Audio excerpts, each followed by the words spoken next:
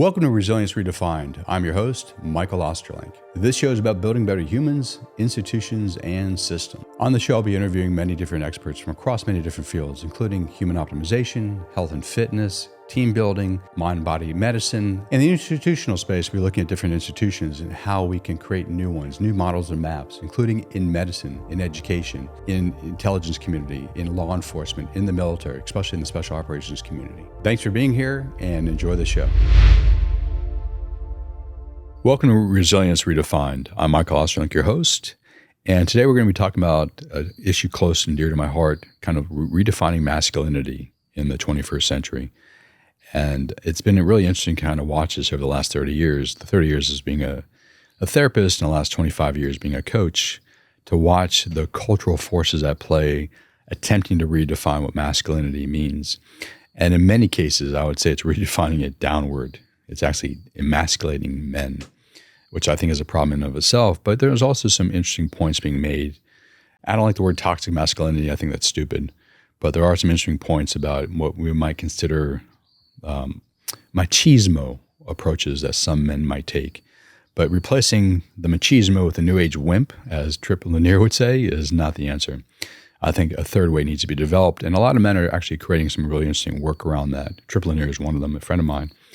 But recently, JC Glick and I, JC Glick is my partner in Resilience Optimized. It's a men's group that we launched 6 months ago in a day. And literally yesterday, we just finished our 6-month first cohort. And I want to talk a little bit about some of the lessons that JC and I learned, both teaching it, facilitating it, and learning from our guys in the program, all around masculinity. And just to step back, we talk about, JC and I, that it's Resilience 2.0. And this is another way of thinking about kind of redefining masculinity. So Resilience 1.0 for us is, it's really important to be physically capable. You want to be strong. You want to be able to take care and protect your family. All that is completely 100% true. You want to be the, Jocko Willink waking up at 5 o'clock in the morning or 4:30 and hitting the weights, or the David Goggins and running 100 miles before breakfast. Like, oh, cool. All that stuff is great within limits. Awesome.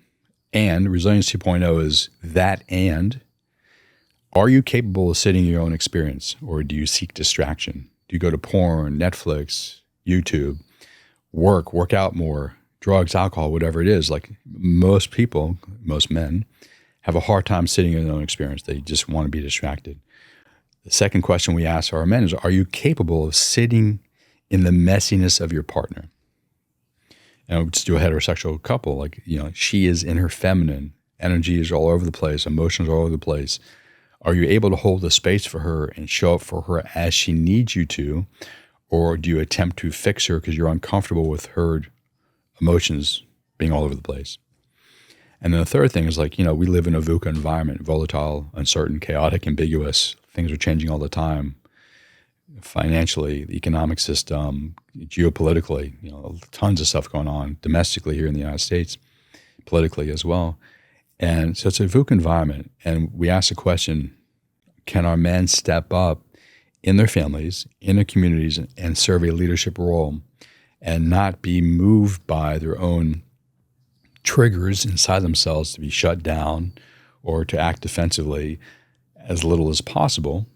And or can they sit in the chaos that's around them and hold their center and operate from their heart?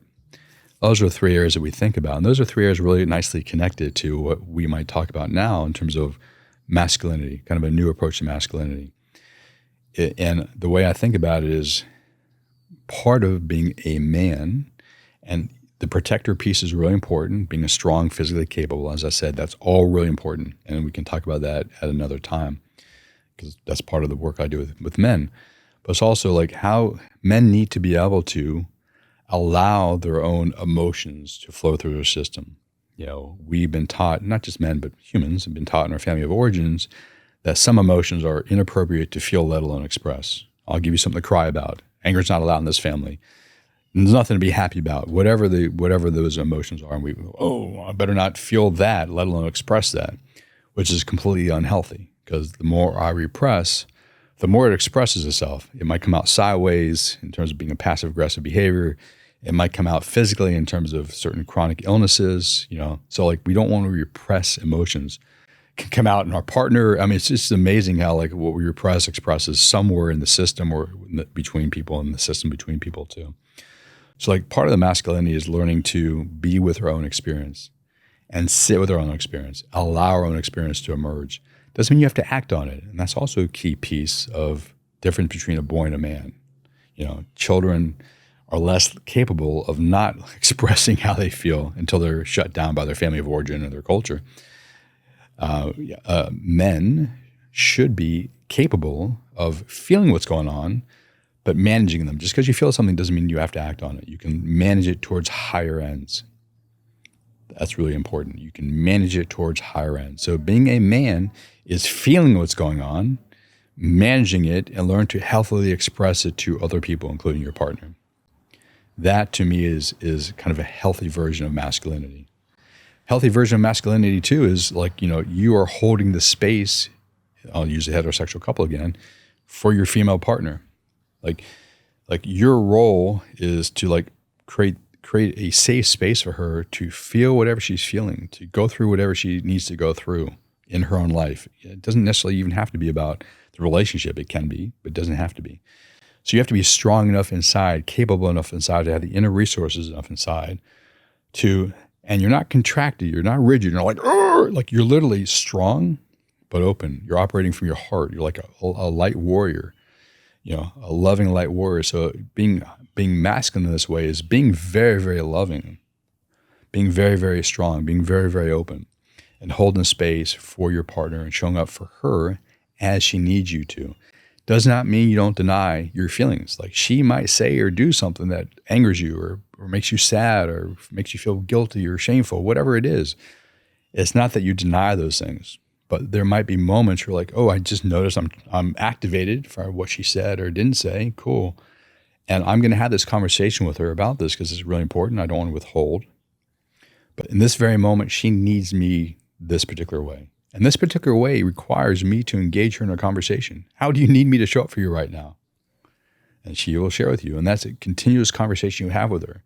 Because what she needs from you this very moment might be different 5 minutes from now, 5 hours from now, 5 days from now. Cool. You got to keep asking. What do you need? How do you want me to show up for you right now? What do you need from me? It requires her to be honest and open. That's a really interesting dynamic that's necessary for all this to work. But so for me, it's like, okay, being masculine is strong, being aware of what's going on in your system, learning to manage it, expressing it towards good ends, pro-social ends, cool. It's also about being heart-driven. Like, hey, I care about this person. I care about myself. I care about this person. And I'm going to show up with the best intent possible. And the intent is only limited by my own capability of managing things inside my own system. So, hey, I'm activated during this conversation. I'm holding the space for her. Okay. I need to learn to heal the wounds that are inside me. I get that. I need to learn to regulate and adapt my nervous system so it can be more flexible. I get that. I need to evolve my consciousness. I get that. There's a lot of work to be done. So being a man is continuously in that space of, like Dennis Stoic would say, 1% better every day. You got to continually work on yourself, heal your wounds, learn to regulate your nervous system, learn to evolve your consciousness. All those things are very important. And then to be a man too is to show up in your family and your community as you need to in a functional way, a functional fit, to help solve real life problems. That requires you to literally be physically capable, energetically to be capable, to be front side focused, to be heart centered, to be capable of engaging multiple different worldviews with multiple different people, especially within a family dynamic or in a community at large. So it requires some cognitive flexibility and creativity. All those things for me are telltale signs of qualities that are necessary for men to be masculine. And as I said earlier, there's also the kind of more of a protective and physically capable role too. I don't want to deny that. That's very, very important in my mind too. But so are all these other things too. And then there's some character traits that I've touched upon that I think are also really important too in terms of being a masculine man. Courage or bravery, whatever one you might decide to use. You really need to cultivate that as a capacity because you need to be able to be a risk taker, get outside of your own comfort zone, outside of your own limited identities, and operate in the world with a courageous place, take on the challenges that face you. Another quality could be love, care, compassion. Why are you doing these things? Well, because I love the people in front of me, people beside me, the people behind me. I want the best for them. So my courage is driven by love of those people. Awesome. Cultivate more of that. Expand yourself. Break down your hard armor so you can even be more loving, caring, compassionate. Maybe another character trait could be honor, integrity, alignment. Those are, in my mind, very masculine traits. Another trait could be like hyperly front-side focused. This is my goal and I'm going to reach my goal. Kokoro, indomitable spirit. I'm not going to stop until I get there. Awesome. That's a very masculine trait. That requires training the nervous system and the mind. Sweet. Cultivate those things. Train those things inside your own system. Develop them and grow them over time. So those are some things I think about when I think about masculinity and what's necessary for men and how men need to show up in the present day and into the near future, at least. So if you like that podcast, please leave us a good review online. Also like us on the various social media platforms. And if you're interested in working with me, either in the men's group that I lead with JC Glick, Resilience Optimized, or me individually with the work I do with men, you can reach out to me at michaeldostrolenk.com.